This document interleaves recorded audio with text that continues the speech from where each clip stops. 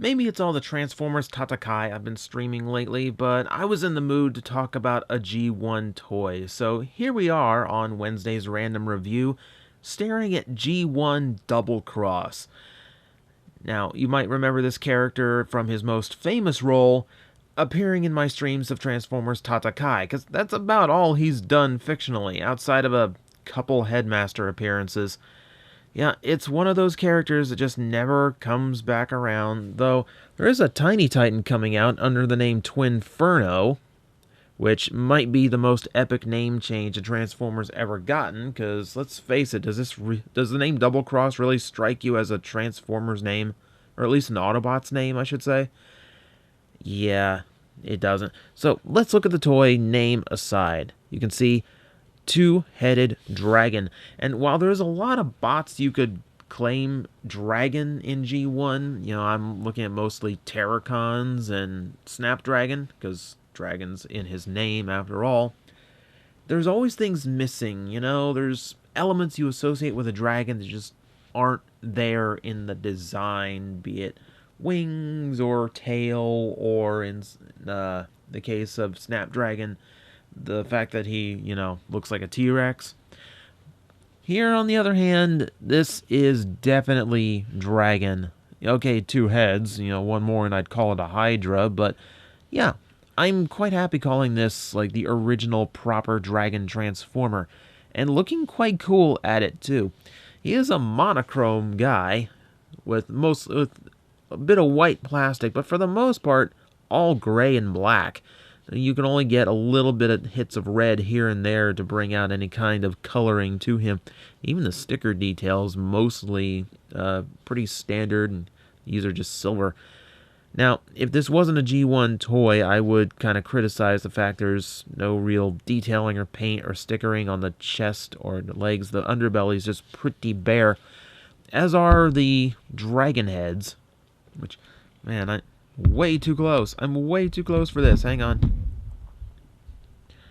Yeah, you can see, like, I will criticize, I think at least the eyes should have been painted in or stickered at the very least, but I don't mind the mold of the dragon head at all. It still looks pretty good to me. It's definitely a dragon. I like the horns added in.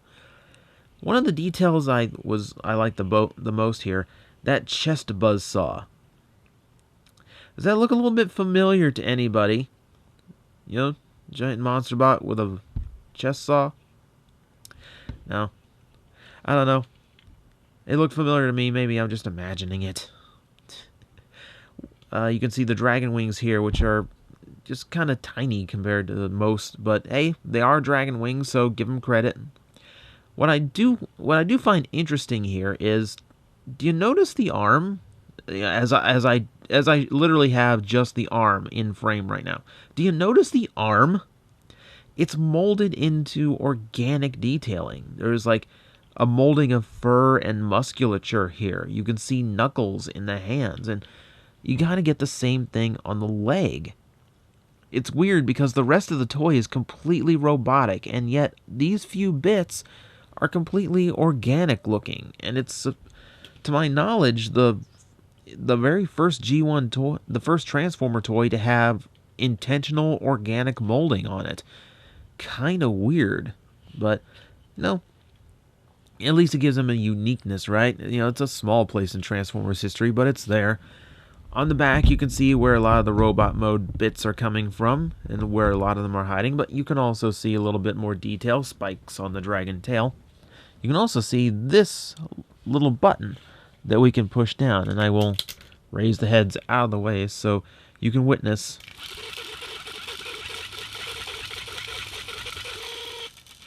Oh yeah, almost 30 years and still sparking really good.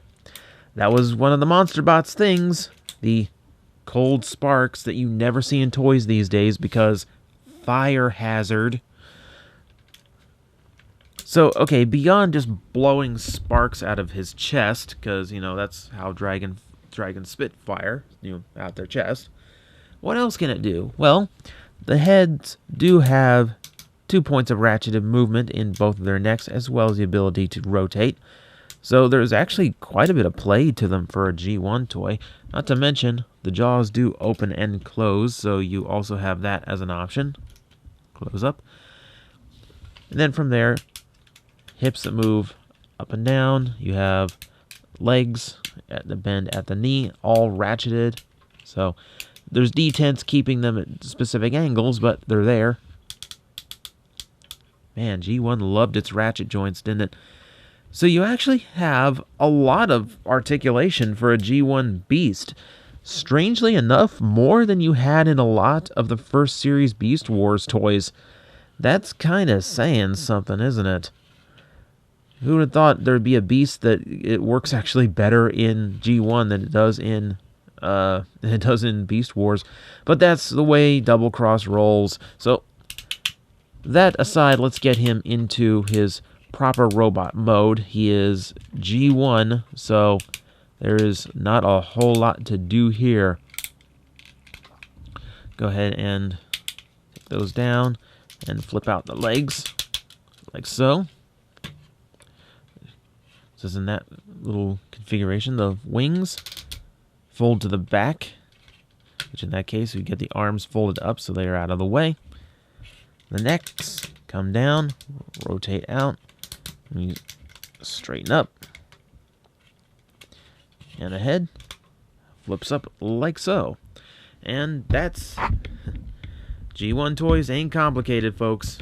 That is our G1 Doublecross in his full robot mode, hiding a lot of the black and relying on that gray to form up the actual look of the toy. There's a bit more color here, a bit more red, but for the most part, still sticking to that monochromatic look. Let's go ahead and give you the look at the head so I can get my thumbnail for the actual review. It's pretty standard. You know, I would have liked a little bit more detailing than just painting the visor, but again, that's a G1 thing.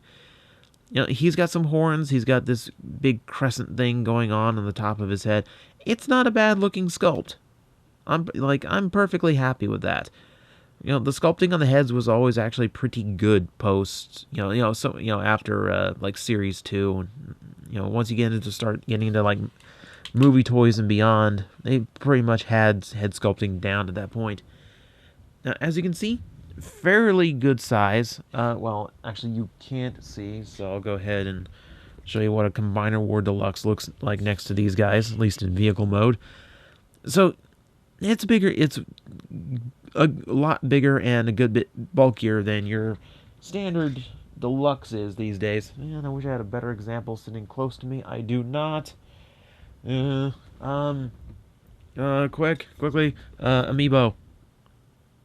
Yeah, that's as good as I got. But he is a good sized toy. He is nice and weighty, very solid. Of course he is. He's G1. I like the look of it. Like it's a good standard solid robot. You know, there's nothing that stands out too much, so maybe that's why he's not remembered so well, but I like what they do with him. I like the dragon heads as hands. You know, that's something that Beast Wars ended up doing a lot too, but here it just comes off as a little bit vicious of an Autobot to just have like giant fanged maws for hands for attacking with. So that's kind of cool. I kind of like that. We do get a little bit more color, a little bit of blue, a little bit of yellow. As far as I can tell, this is like all the stickers the toy had, so I'm not missing out on anything. You can also see a little bit more tech detail stickered on to the inside of the wings. I'm glad he still has the wings in this mode. Like, I kind of wish they could rotate and actually look a little bit better. That's one where his Monsterbot brethren, not Repugnus, Grotesque, actually has a leg up on him. But here, I don't know, I'm happy that the wings are still mounted on the back. And still, if you actually want to, they do fold out, so you can actually have them visible in robot mode, which actually isn't a bad look, and that does actually give him a much more unique profile. That's probably how it should have been, but we'll keep him to the back since that's how it's supposed to go. Articulation-wise, he's pretty much the exact same you expect. He doesn't have his beast mode legs anymore, but thanks to all those joints in the neck of the beast modes, he gets a good, albeit inward, elbow bend, and something very weird for G1, universal shoulder movement.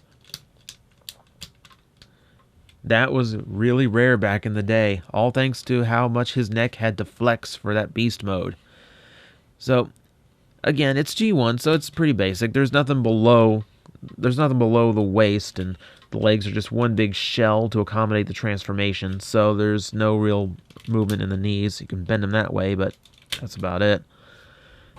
You do get an accessory, at least, in the Rust Ray rifle he comes with, which sounds like the most terrifying weapon of all when you come from a race made of metal. I'm pretty sure this would break some UN sanctions. It plugs into the side of the dragon's face, since of course his hands are not hands. And you could do this in beast mode too, but it looks absolutely absurd, so I think it's better left just to robot mode. But that's pretty much G1 standard. You got a gun. Because, toys had accessories like that back then. It's G1, so, really, what else do you expect? That's pretty much the long and short of G1 Doublecross. An inappropriate name for an Autobot, but a very solid and very cool looking toy.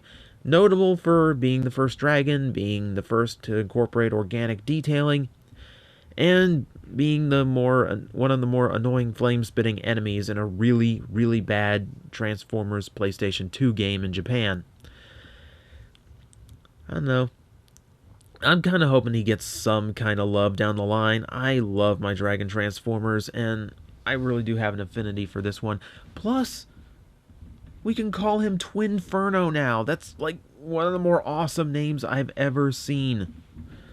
It makes sense. I mean, the heads are supposed to have different personalities, so the name works. I don't know what their personalities are, so I call them Billy and Jimmy, but that's about it.